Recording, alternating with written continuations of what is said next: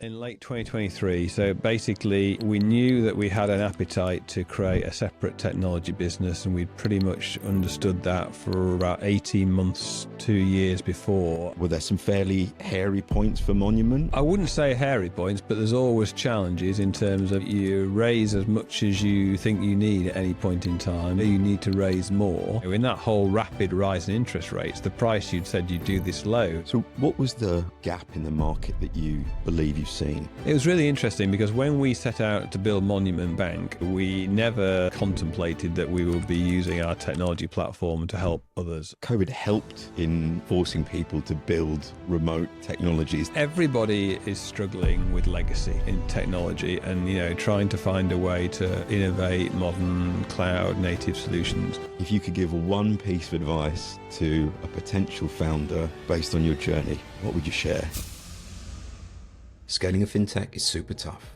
I've been part of the journey for 2 fintech unicorns and have become obsessed in cracking the code. Join my guests and I, they're all experts in their field, founders and operators, as we attempt to find the secrets and share them with you. Welcome to the Hive Mind. Hey everyone, most of my guests are specialists in go-to-market, and occasionally I get the chance to speak to people that work on the client side, buyers. Today, I've got both of those things rolled up into one single guest. I've got one of the founders of Monument Bank. I'm going to talk about that journey, what it really takes to bring a bank to life, and also his latest venture, Monument Technology. Steve, thanks for joining me. Hi, James. Great to be here. Yeah. Thanks a lot. So I'm sure Monument Bank as a journey feels a little while ago, but if you can step back in time and tell me, how did that start? Yeah, it goes all the way back to 2018, actually. So the genesis of that was I actually was at 10x Banking, and a couple of gents came to see me, the 2 original founders of the idea for Monument Bank, and they wanted to know whether we had a platform that they could use. They were at the early stage of starting a bank. A few months later, I met with them again, having finished up what I was doing. They'd obviously advanced their thinking somewhat, and I was really excited about the prospect of a new mass affluent bank, because I knew from my previous experience at HSBC that it was just an area where all the major banks were failing. So late 2018, got involved, 3 people at the start, and gradually built a team to take us through, first of all, the license application process, and then obviously the build and ultimately launch of the bank. As a journey, Monument's gone on to do some pretty good things. I mean, what's the assets under management now? Yeah, it's over 5 billion now, and it's gone from 1 billion to 5 billion in the last 12 months or so. And it's really firing on all cylinders, and customer numbers are growing quite rapidly. It's all going brilliantly now. A few challenges along the way, and you go back to those times and there were some things that we had to solve for, some things within our control and some things not in our control, like how long the regulator takes to make some decisions, for example. Yeah. I mean, that is quite a big one, because I think they had SLAs that were published, but what was that journey to getting your license? And when you went into it, how long did you think it would take, and how long did it really take? Yeah, I mean, obviously you never quite know, and they do set some quite long timelines. I mean, the first thing I think you need to know is that before you can even apply, you have to go through what's called the pre-application process. And that takes the best part of 12 months to convince them that you are somebody who they should invite to apply. But credit to Mintu Bandari, one of the principal founders of Monument, who basically had a great idea and said, rather than go and use consultants to build our license application for us, we'll go and hire as our chief risk officer somebody who'd previously been working at the regulator in the authorizations department, and so knew exactly what was needed and knew exactly how to best do that. And so we actually got through that probably as quick as any startup bank. But from the starting the journey in 2018 to getting our provisional license took best part of 2 years. I think you highlight something interesting. The FCA would talk about the amount of time that they would turn around an application in.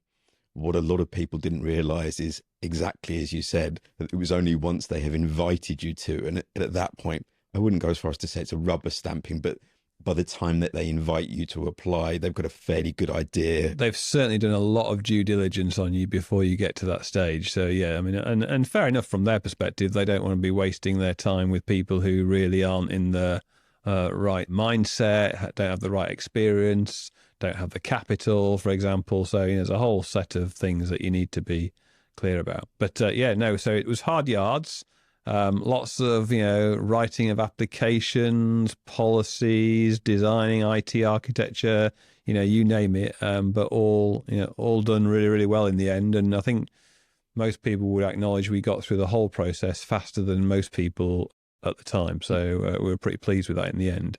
But you have to keep going. It's not for the faint-hearted. No, it's a bit of a marathon. And, I know other banks that thought it would happen quicker, and they actually timed their burn. They built big teams and very expensive teams, and they never made it to application because that kind of protracted process meant they'd spent all their capital and failed before they even got to that point.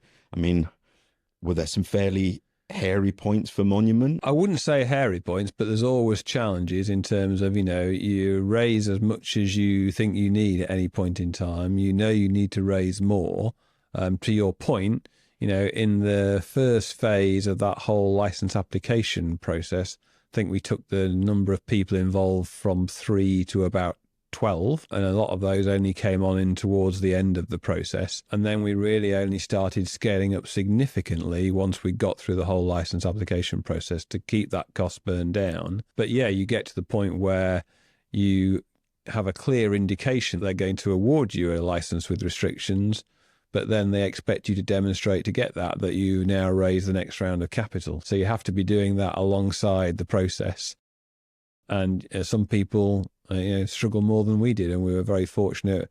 We had some great people leading our fundraising. Fundraising is not a science. There's a bit of art in there, and you never quite know how long things are going to take before they conclude. But we found our way through that without too much heartache. I think whether you're fundraising for a bank or for a technology company, as you say, that process also takes a long time. And I think a lot of the time people underestimate the amount of ongoing effort that it takes, doesn't it? It's constant. I mean, even today, though, in the banks, now in its Series C fundraising, you'll constantly have to have people who are focused on that, because at every stage you've got to find the right investors. You've got to kiss a lot of frogs, so to speak. It takes quite a lot of resilience. I would say the average fundraising round from start to finish is probably about 12 months. You never finish until you get the full amount of fundraising. More recently, we've been able to break it into different fundraising rounds to make the journey easier. It's a big effort. One of the other founders that I was talking to recently was a mortgage tech company, a chap called Joy. He referred to a lot of creating a startup as a tenure game. It's almost, who can demonstrate the endurance to make it from those one milestone to the other. And it sounds similar to what you're saying. You've got to really have the sort of resilience to keep going. And I think that's how you organize yourselves as well. We effectively create a situation where Mintu, the principal founder, was out there fundraising as his prime focus, also thinking about strategy, and allowing me as a COO and the rest of the team to get on with doing all the license application and then in due course the build, etc. So, you've got to let different people play their different roles and strengths, and that's what helps you get through. And at the same time, of course, you're scaling a team, and you're then thinking about which technology solutions you're going to use. There's a lot involved, and it was pretty intense. And of course, half of that we were doing in lockdown. So, you told me back in 2018, you can go and build a bank from home. I'd have said you were absolutely crazy. But actually, pretty much from the moment we got close to getting our license, we were operating and building the bank from our home because of COVID. So yeah, the COVID helped in forcing people to build remote technologies, didn't it? Yeah. And actually a lot of techies like that remote working. So, for people who'd been used to being in the office 5 days a week, that was a different way of thinking. And then you've got to think about how do you keep the team spirit going in a world where you're all in different places, so lots of thought about that and doing that in the right way. But at least we'd come together as a team before COVID hit. I think it would have been even more difficult if we hadn't sort of formed the team and formed the relationships that were really quite critical to that phase. What do you think, looking back, are the biggest challenges? Like, what are the things that still occasionally wake you up in the night in a cold sweat remembering them? Good question. I'm not sure I get cold sweats in the night, but I certainly think, there were times when you weren't quite clear about what was going to happen next. Were you going to close the fundraising round and then you were waiting for the regulator. Were you going to get the okay from the regulator? But they will then say, well, that's okay subject to, are you closing that fundraising round? You produce a massive application of several hundred pages with associated appendices and everything like that. You're never completely clear about whether that's going to hit the mark. I mean, now we were placing an awful lot of reliance on the fact that our colleague had been in the FCA authorizations team. So, we thought we knew what was needed. That wasn't always the case because different case officers in the regulator have a different view about things. They were great throughout the whole process, but they're not afraid to also tell you when they think something should be different or better, or no, you haven't quite hit the mark on that. You highlighted a really interesting complexity that you had to juggle, which was, I'm not sure if you could call it a chicken and egg, but an interdependency of certain things like the funders. Yeah. The funders only want to release the money when you've got your license, and the license will only be given when you're financially stable, and you've got to have technology, but you can't pay for the technology until you've got your license. It's all kind of a bit of a complex web. We had to solve both of those. And interestingly, on the first one, we had a number of investors who were saying absolutely they would invest, but they wanted the absolute assurance that we were getting the license. And we were saying, well, actually, we've got to prove to the regulator that you're going to invest before we can get that license. So in the end, we had to have a bit of choreography around an indicative letter from the regulator and a set of investors who signed up, but with the proviso that they could always step away again if actually the license wasn't granted. So that was one thing, but that worked pretty well in the end. And then to your point, we consciously did an awful lot of design in terms of the technology build before we got the license, but we knew we had a 12-month mobilization period. And for the most part, we really organized ourselves to not engage in the heavy tech spend before we got that restricted license, and then to do it in the mobilization period. Of course, that then brings another challenge. You've only got 12 months, give or take, before the regulator says, you're timing out. So if you've left too much to do in that 12-month period, it becomes a different challenge of delivery. We sort of managed to find our way through that, I think, in the best possible ways. It is a bit like assembling a jigsaw puzzle in speed. You can kind of lay out all the pieces, but you can't touch it until the timer goes on that. Yeah, and you get to the end, and the board has to attest that you've done everything appropriately, and independent non-executive directors who are on the hook with the regulatory approvals, they've also got to make sure they're holding the team to account in terms of, have you done what you said you're doing, and can we sign this attestation, prove that to us. So lots of different challenges along the way. It's a fairly scary thing, the attestation process. As someone that's been kind of outside operating as a regulated business, when you see the stuff that SMF directors have to sign up to, the personal liability, I mean... It affects different people in different ways, I think. As somebody who's been in financial services, all their life and has held approved positions on a regular basis, and been through a complete rebuild of the Co-op Bank, for example, which had almost collapsed around its ears. I've always been very conscious about what I'm attesting to, but it hasn't made me think, to the extent, I'm not sure I can do this because of the sort of personal pain of getting it wrong. But I think the attestation process does make you really focus on, have you done the right things? Have you got the right process in place? So, and that's probably a good thing at the end of the day. Sometimes when you actually read it back to yourself and you're putting the signature or about to send, then you do just pause. Moment of hesitation. You touched on a really interesting thing from a sales perspective, which is you had to identify all of your technology. You need to get that signed up. Yeah. You didn't have, big buckets of cash.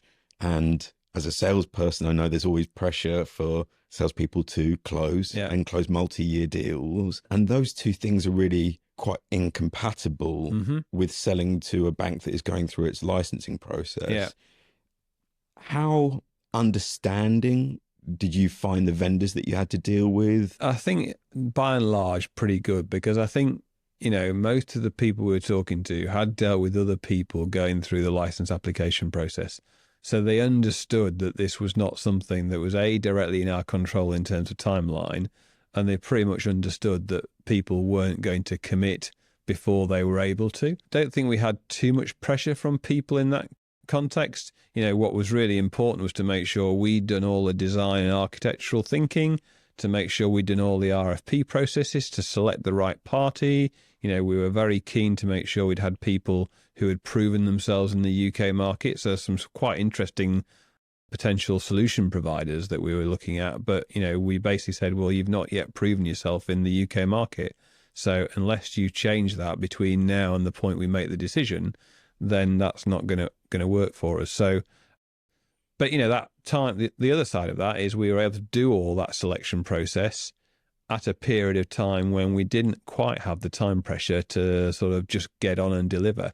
So actually we were able to think through pretty much every aspect of it in advance, do a little bit of build and preparation work before the license came through, but then just really hit the ground running us through the gate, so to speak. You adopted in Monument and subsequently Monument technology, which we'll talk about in a bit, some quite modern technologies. Mm-hmm. But I think a lot of those technologies only managed to get to scale and get to the level which you just described because of some of the underlying conditions. I mean, ZERP and the availability of capital enabled people to invest.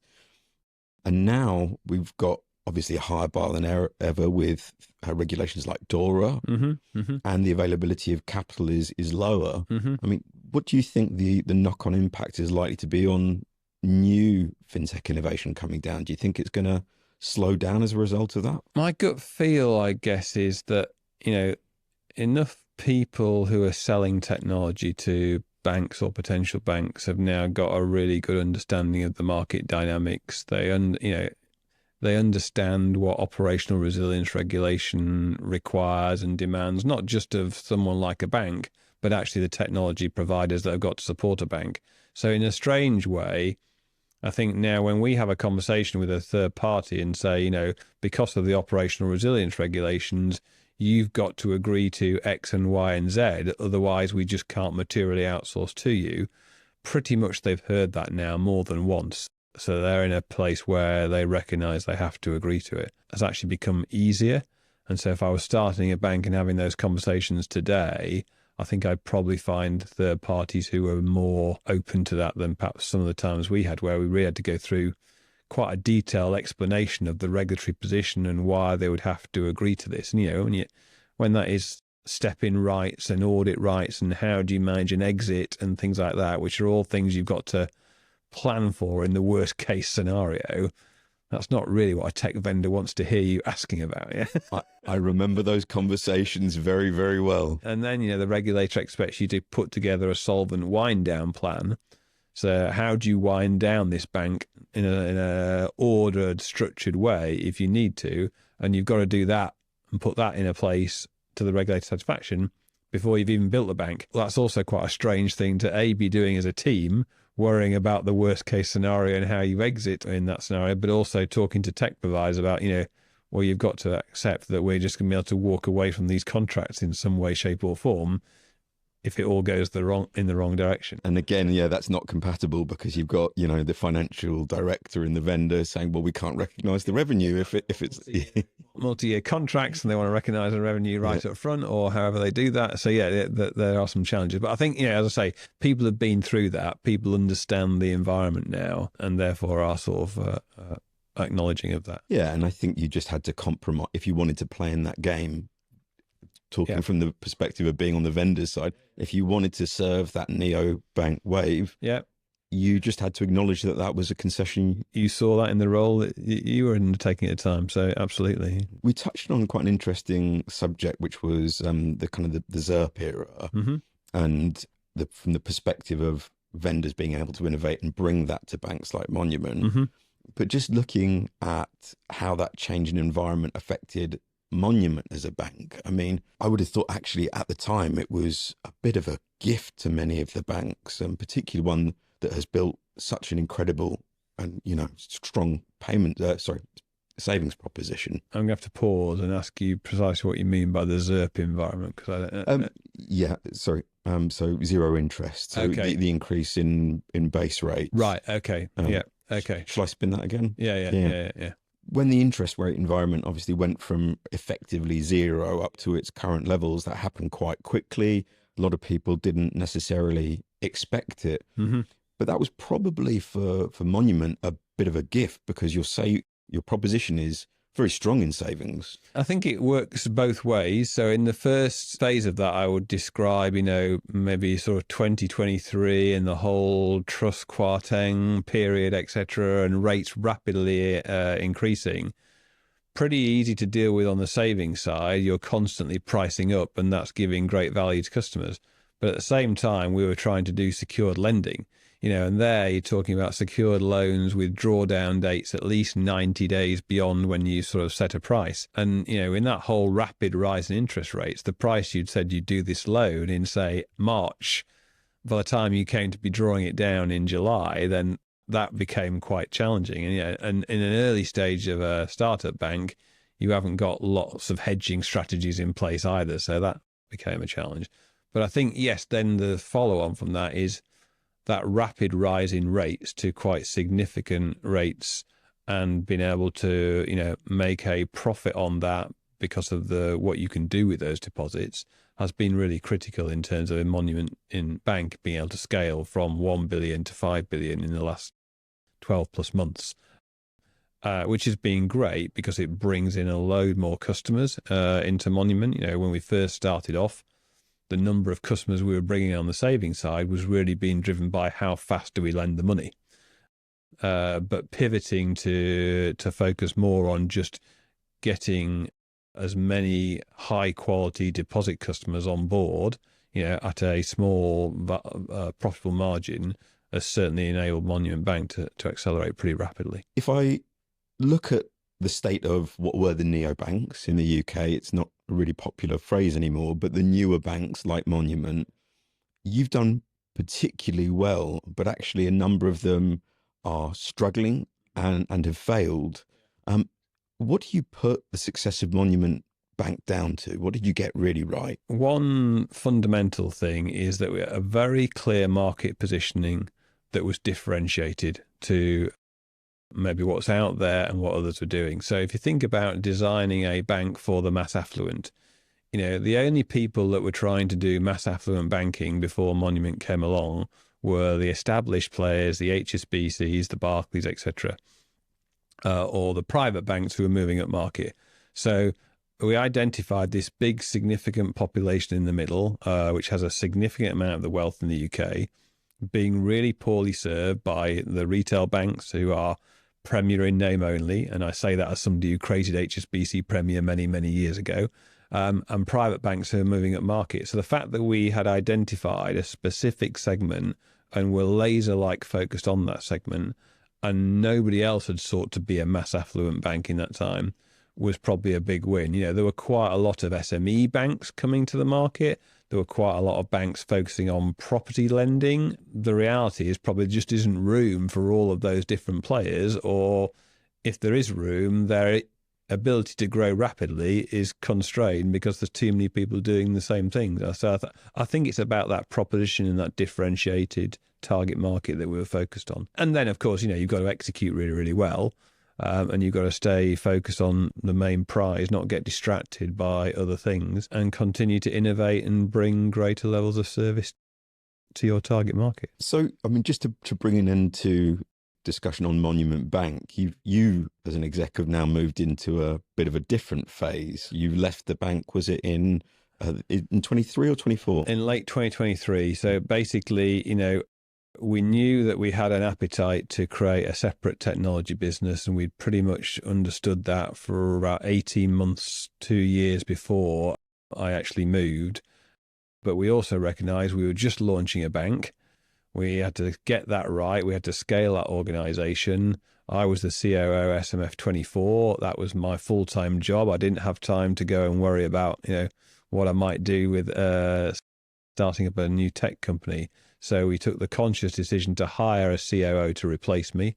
That person came on board in 2023, got regulatory approved, and that was really then the enabler for me to go and spend all of my time on creating Monument technology. So what was the gap in the market that you believe you've seen? It was really interesting because when we set out to build Monument Bank, we never contemplated that we would be using our technology platform to help others.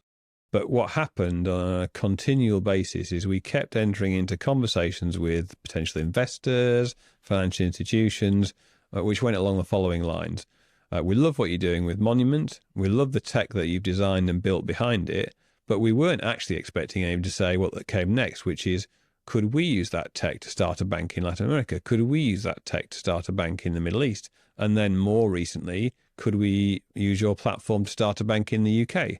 Could we use your platform to get off our 30, 40-year-old legacy platform onto a modern digital-led cloud-native solution? So it was really a sustained pull interest that made us realize that we had an opportunity that we hadn't really designed for.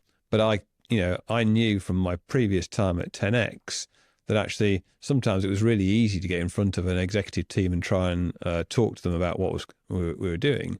But actually, there wasn't really the appetite at that point in time to say, well, yes, that solves my problem. So sustained pull interest really meant there was an opportunity we had to take advantage of. And do you think that's an issue of the right market, right time? Because I think one of the consistent threads in a lot of conversations with entrepreneurs is it doesn't matter how well you execute. If you're not addressing an untapped need, you'll fail. Yeah. Everybody is struggling with legacy, in technology, and trying to find a way to innovate modern cloud native solutions. We probably did get the opportunity of launching Monument at the right time, into a cloud native world with a whole lot of SaaS solution providers like Mambu, Salesforce, AWS, etc., who, if we'd wound back 5 years, weren't really there in the way that they are today. And therefore, we'd been able to create this very innovative, flexible banking platform with our own orchestration engine. And I guess the fact that we're doing that at that right time, and everybody who in the market is looking for either solutions to help them create their own neobank, to use your phrase earlier, or is looking to get off legacy technology and onto something modern and innovative, we just happened to hit the right time, I think. So, an element of fortune in that regard. But, I think also the fact that we designed a platform very, very carefully, we'd said to ourselves right up front, we're only going to invest in things where we can make a demonstrable difference to the experience. So we developed our own native apps, for example, and we're not going to invest in trying to build things that others are way better at doing. So why on earth would we try and build our own core banking solution when there's multiple versions out there we could select from? Why on earth would we try and compete with, say, Salesforce as a CRM solution? Let's get those best-in-class components and focus on integrating them and doing that in a really flexible way, which allows us not just to create a platform for today, but also one where it's very easy to swap components in and out if you find that things aren't working or that better things are coming along. Yeah, it makes sense. So Monument Technology as a business is just over a year old? Yeah, technically it was incorporated in November 2023, so it's just over a year old in that context. I'm sorry for not wishing you a happy birthday earlier. In reality, though, although we incorporated the company in late 2023, we didn't really mobilize and start fundraising until 2024.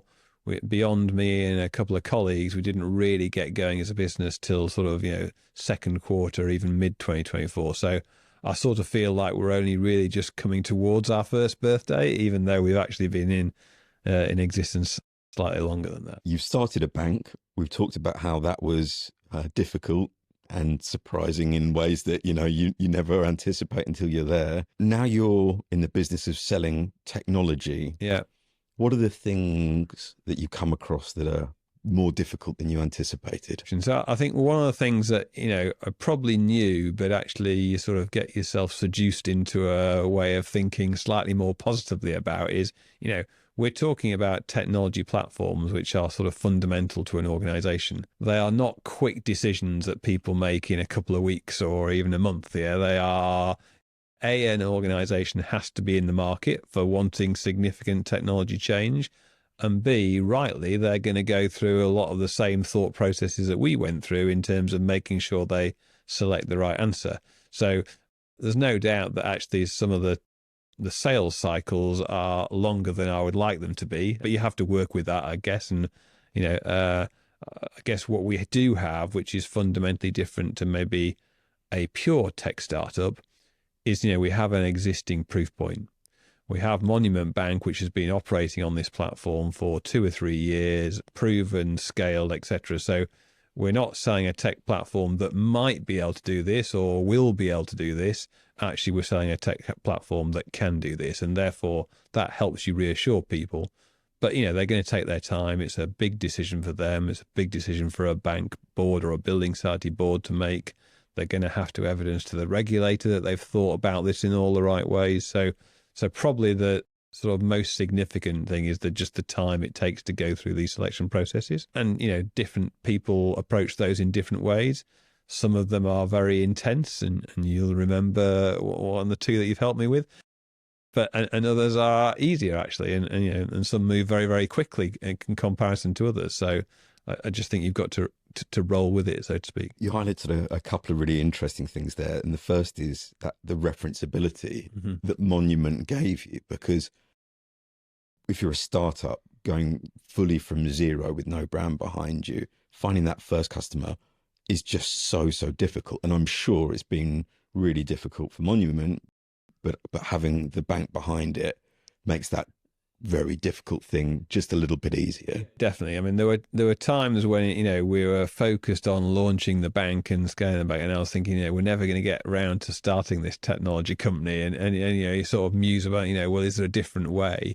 But I think trying to do it without that referenceability would be really, really difficult, both from proving to your potential clients, but also proving to your investors that actually you've got something for them to invest in, because they can see how it's delivering. There's further proof points that are required. We're implementing for our first client, Ecology Building Society, right now. We do hear some people saying we can't wait to see you go live with Ecology Building Society.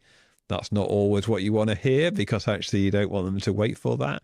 But you can see why that is also another proof point for people in terms of, yes, you've done it for the bank and it's there and it's evidenced, but then doing it for another organization is also part of the proof point. So the second thing you said is that the length of the sales cycle, and it's funny, given the conversation we were having earlier, you changing your hat from the position of the bank, it's like, well, that's just the way it is. You're going to have to wait, Mr. Software Vendor. And now you're the software vendor. I'm experiencing my own. You have a newfound empathy for the salesperson. Yeah, absolutely. And that is absolutely right. And, that's why, our focus is always how can we help reassure and give people the inputs, the confidence to make that decision. Nobody's going to be forced to make a decision that they're not comfortable and ready to make. And actually it would be wrong for them to do that, because then they'd start down the route of something that they might then have second thoughts about, and that's in nobody's interest. So you are now, I suppose by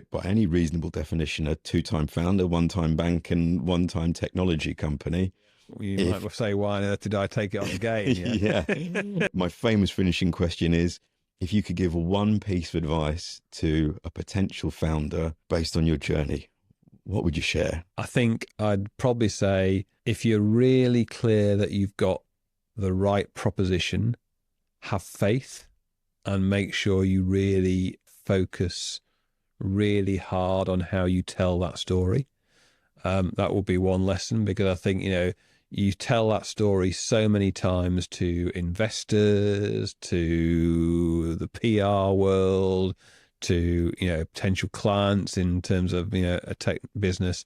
And I think you've really got to make sure you've got a really clear, unambiguously focused strategy and proposition to talk about. If you aren't clear on that, and if you can't convey that to investors and to potential customers, then, I just don't think you're ever going to succeed. So that would be one thing. I think there's another thing is, resilience. You've just got to be prepared to roll with the punches. It isn't going to be a straightforward journey.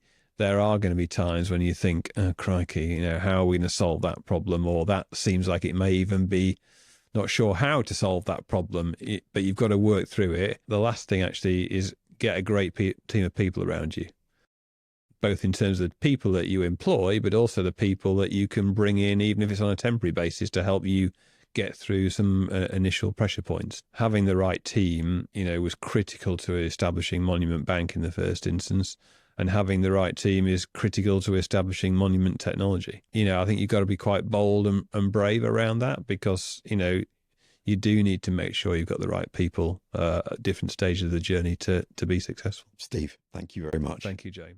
Hey everyone, if you like the Hive Mind and want to see more, please take a moment to click like and subscribe. There should be a link somewhere on the screen. Thanks.